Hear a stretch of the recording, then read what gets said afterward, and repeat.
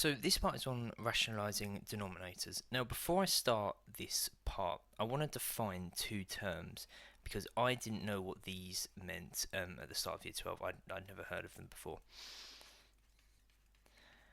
A rational number is a number that can be expressed as a fraction made of integers. Remember that an integer is a whole number. An irrational number is a number that cannot be expressed as a fraction made of whole numbers.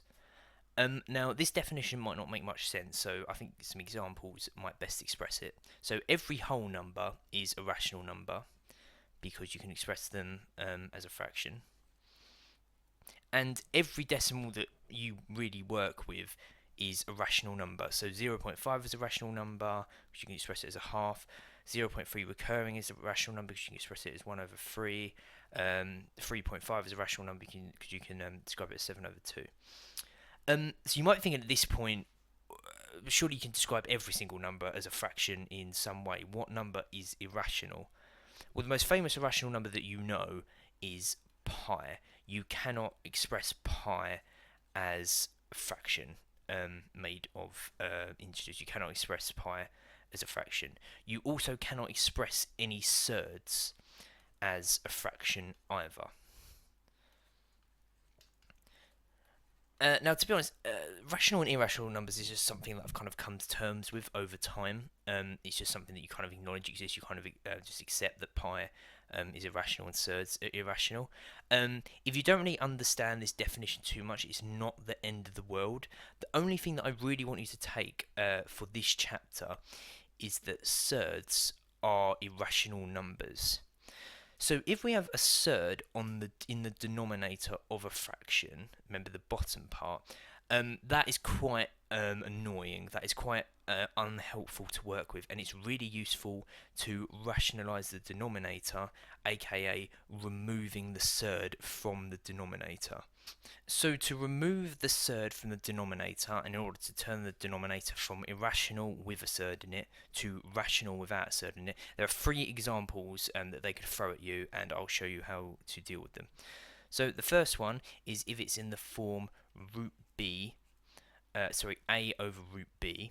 The way you would remove the surd here is to multiply this by root b over root b. Remember that root b over root b is equal to 1. So we haven't actually changed the value of the fraction because we're just timesing it by 1.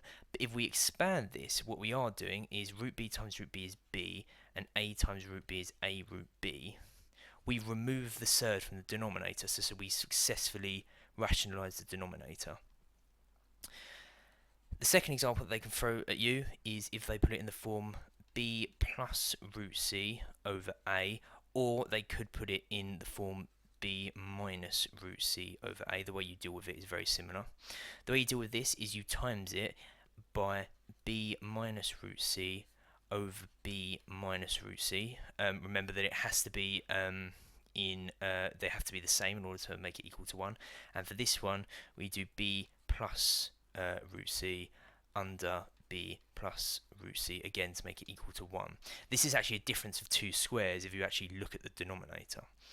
So if we simplify this, b times b is b squared, root c times b is plus b root c, minus root c times b is minus b root c, and root c times minus root c is minus c, and this will be under ab minus a root c. We can simplify this because of the like terms to get ab minus a root c over b squared minus c, and we've removed the denominator, we've removed the surd from the denominator.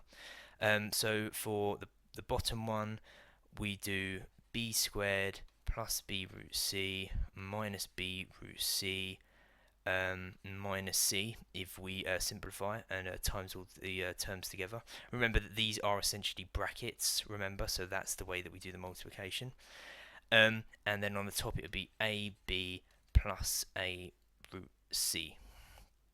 These two will cancel out in order to make ab plus a root c over b squared minus c. And again, we've removed the third from the denominator. The third example they could throw at you is a over root b plus root c, or they could also do a over root b minus root c. The way that you deal with them is the same. In order to do this, you would times this by root b minus root c under root b minus root c, so it equals 1. And for this one, you would do root b plus root c over under root b plus root c. Notice that both of these are a difference of two squares, like the number 2 as well. That's an easy way to remember this, and this is why the difference of two squares is so useful, is because it can rationalise denominators like this and remove the thirds.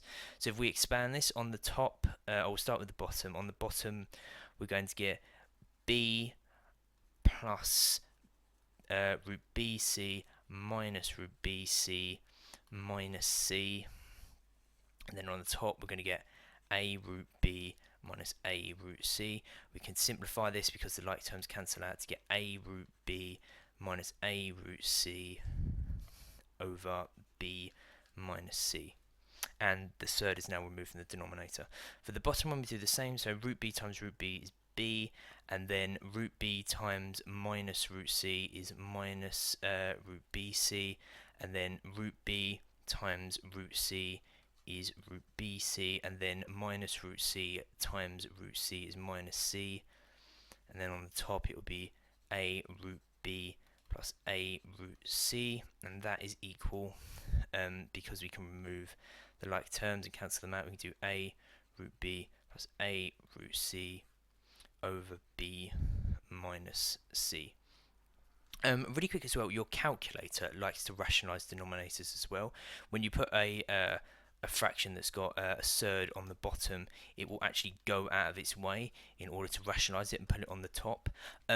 This technique you can't really use for an exam though too much, because if they're going to ask you this question of rationalising the denominator, they will most likely ask it in an algebraic form like I've shown here, so it is worthwhile, in my opinion, learning the techniques of how to rationalise a denominator. Okay, here's a question about rationalising denominators, so have a go at it, pause the video, and I'll go through the answer in about 5 seconds.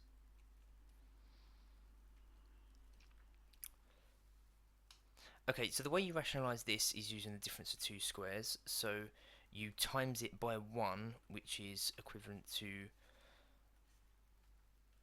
root 2 minus root a over root 2 minus root a. So you times this, so you do root 2 times root 2, which is 2, root 2 times a, which is root 2a, root 2 times minus root a, which is minus root 2a, and root a times minus root a, which is minus a, and then on the top you do 3 times root 2, which is 3 root 2, root a times root 2, which is root 2a, root a times minus root a, which is minus a, and 3 times minus root a, which is minus 3 root a.